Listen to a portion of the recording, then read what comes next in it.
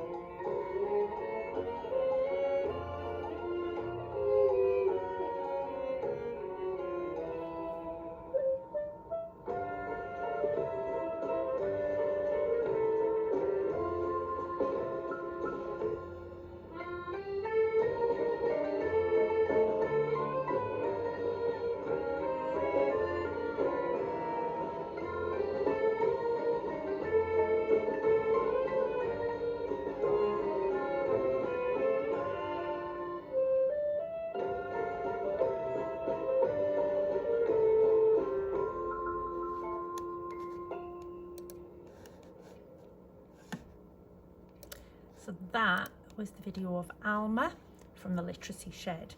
So what we've done is we've put together a little bit of a box up plan which was attached to your timetable. You don't have to use this box up plan if you don't want to, if you find it easier to do a spider diagram or a mind map or even a timeline, just like we've done in class, but you can use this if you want to. So there's 3 columns here. In the first column is the order of events, so the things that happen, and this is what would happen in paragraph 1. Second column are some of the features that you could include in your writing, and then your third column is blank, and this column is for you to write your ideas and jot down any ideas that you can think of based on the video. So here you've got some examples of alliteration, a simile, a metaphor. So you might write soft snore, giggling girl for your alliteration. The clouds were a blanket is a metaphor. Similes use like or as, so the snowflakes danced like ballerinas, eyes as wide as saucers. Notice that I'm not writing the whole sentence down in here, I'm not writing the whole paragraph in here, I'm just jotting down my ideas. We've got onomatopoeia, which are words that imitate sounds. We covered that in class. So you've got words like crunch, slip, slide. I've added the word creak in there because there was a creak as the doll came up in the window. Your powerful verbs and adverbs and adjectives is what we do in every piece of writing that we do. You've got your expanded noun phrases, so you've got your noun here with 2 adjectives to describe it. Remember, you can use similes as expanded noun phrases as well as prepositions which say where things are. So I put deserted, silent town, hidden corners, snow-covered rooftops, heavy clouds. Now, an emotion word comma sentence, this also links with thoughts and feelings and actions, and it just describes how a character is feeling. So I've got an example here. So intrigued is my feelings, my emotion word. This is how she's feeling, and it's followed by a comma, and then the end of the sentence is the action that she did. So intrigued, Alma slowly turned to face the monster-like window. And then your fronted adverbials, remember, show time, place, manner, action, how things happened. So above the rooftops, all of a sudden, without warning, out of nowhere, stepping back, turning slowly, cautiously. And remember, your fronted adverbials should have a comma after them. You can pause the video at this point and plan your first paragraph if you want to, and then move on to paragraph 2. So again, paragraph 2 is the order of events in the first column. Second column are the things that you could include, and then the third column is blank for your ideas. Now I've got on the more sentence here, which is a really good way of describing feelings and actions as well. So for example, the more Alma tugged at the door, comma, the more frustrated she became. Now notice there's a comma there before the second, the more. It isn't a new sentence, so it doesn't need a capital letter. So the more Alma tugged at the door, the more frustrated she became. Again, we've got powerful verbs, adjectives and adverbs. We've got alliteration, similes and metaphors, expanded noun phrases. So we've got some alliteration there. Thick thermal gloves. Now this feature here, this 3-ed sentence, we covered this in class, both in year 5 and year 6. So your sentence starts with 3 words that end in ed. Okay, and they are usually how the character is feeling. So we've got amazed, astounded, intrigued, and they're separated, followed by a comma. So amazed, comma, astounded, comma, intrigued, comma, and then here is the action. Alma tiptoed closer to the curiosity in front of her. That ties in with describing thoughts and feelings and actions perfectly. So my emotions that I think she might feel during this paragraph, this part of the story: irritated, annoyed, exasperated, frustrated, intrigued, curious, astonished, shocked, afraid.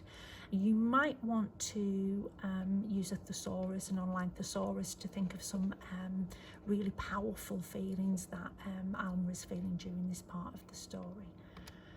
Thoughts, Remember, you can use rhetorical questions. These are really good ways of getting the character's thoughts. Who opened the door? Am I safe? Is there someone in there?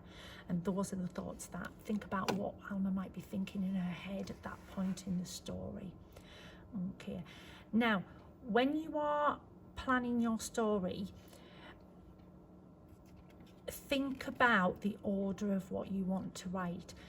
You might have more than 3 paragraphs. I've left the 3rd paragraph blank. I haven't put the order of events that happens. It's when Alma is in the shop, when she walks into the shop. So I want you to have a go at thinking about what events you would write about in the 3rd paragraph and jotting down your ideas. You can split your writing up into more than 3 paragraphs. When I wrote the waggle, which I'm going to share in the next video, some of my paragraphs ended up being quite long. So just like we've done in school, we've split them up. It is absolutely fine if you want to plan a part of the story, then write it, plan it, then write it, and you can do it over 2 days, just like we do in class sometimes as well. I can't wait to read your stories. Make sure you read your writing, edit it as you go along, check it makes sense, check the punctuation, read it out loud to someone or get someone to read it to you so you can hear it as well, so you can actually hear what you've written, not what you think you've written, and then you can put it right as well. It's really good, that sharing stories and getting your brother, your sister, your mum, your dad, somebody to read it out to you, just like we do with our partner in class. So I'll leave you to plan it. I will share my waggle with you in the next video, and I'd love to hear your stories when you've finished them.